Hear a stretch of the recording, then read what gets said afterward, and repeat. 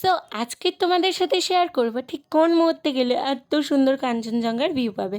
তো 3:45 নাগাদ আমাদের সবাইকে যে যার গাড়িতে তুলে দিয়েছিল।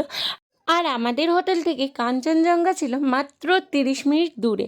30 মিনিটের মধ্যেই প্রায় পৌঁছে গিয়েছিলেন। আস্তে আস্তে লোক আসা স্টার্ট হয়ে গিয়েছিল। আর এত ঠান্ডা গাইস, -9 ডিগ্রি।